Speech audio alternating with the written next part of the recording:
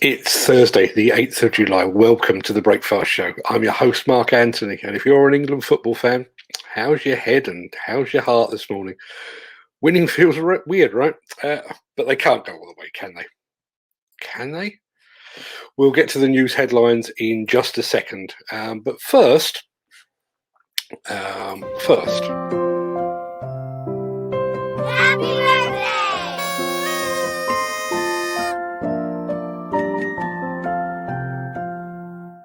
It's happy birthday to perpetually injured footballer Virgil van Dijk, to footloose actor and mobile phone salesman Kevin Bacon. Happy birthday also to two men whose names would echo down the ages, born 1 year apart on this day in history. Ferdinand von Zeppelin, who gave his name to that company and to the airship, and industrialist John D. Rockefeller, who founded Standard Oil and earned himself a few dollars in the process. And while I'm about it, congratulations also to Tony Buckley, who has just started a new position as Demolition Projects Manager at Anglian Demolition and Asbestos.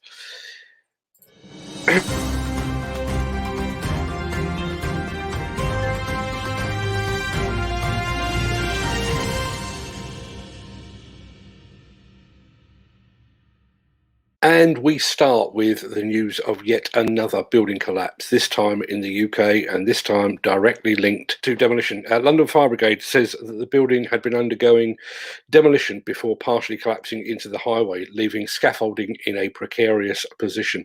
Crews made the scene safe and a safety cordon was put in place as a precaution. Local newspapers in the Welling area down in Kent are reporting that one man was treated at the scene by London Ambulance Service crews and subsequently taken to hospital. At the last time I checked, there hasn't been any update on the man's condition or on the cause of the collapse. We will bring you more as we get it, but this must surely prompt a much closer examination of the role of scaffolding in the containment of demolition.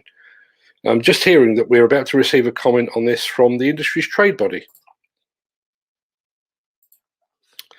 Yeah, insightful. There we go.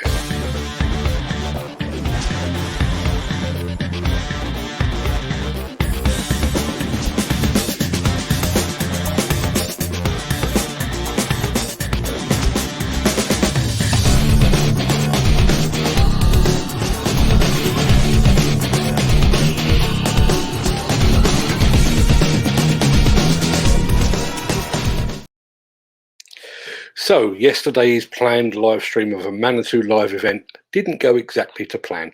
The signal being beamed from France to my computer varied from poor to terrible and then to completely non-existent. After 4 or 5 noble but endlessly frustrating attempts, I eventually gave up. Thankfully, however, the good folks at Manitou had the foresight to record the broadcast. I've had a link to the full-length video in the description of today's show, but here's just a small glimpse of what we would have seen had the internet held up.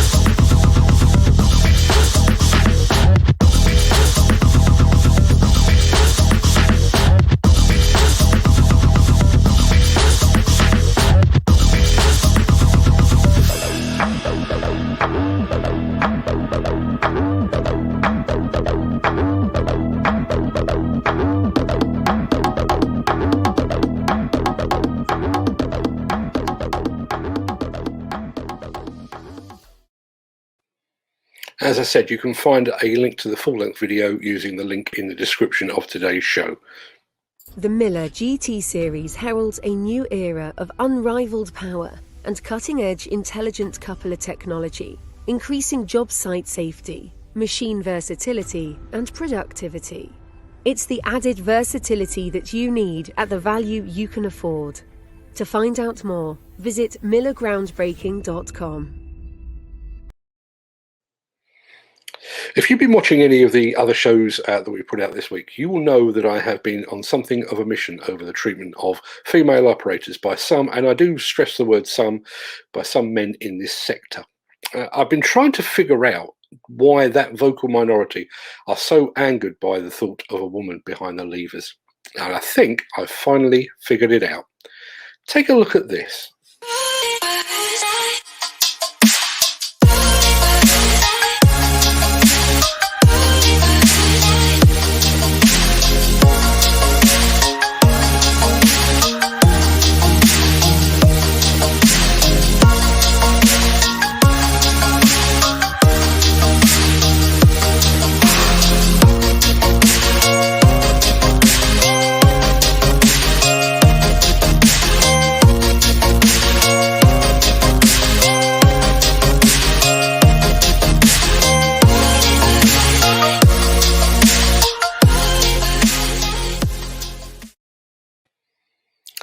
As you may have guessed from the pink hat, that was a female operator in action.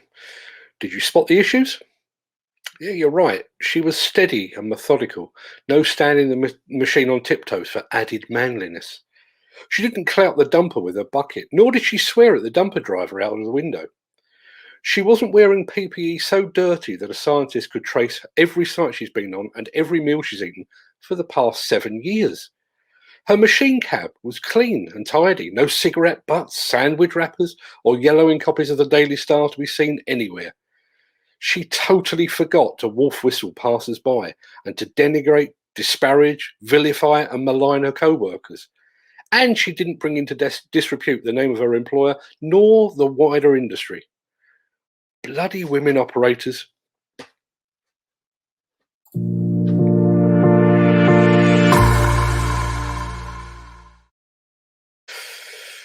More seriously, Clarion Housing Group has set aside an estimated £12 million for a new mixed-use development at 67 to 69 Croydon Road in Caterham, not a million miles from where I'm sat right now. That development will include retail space at the ground floor level, 12 one-bed, 32-bed and 6 three-bedroom apartments.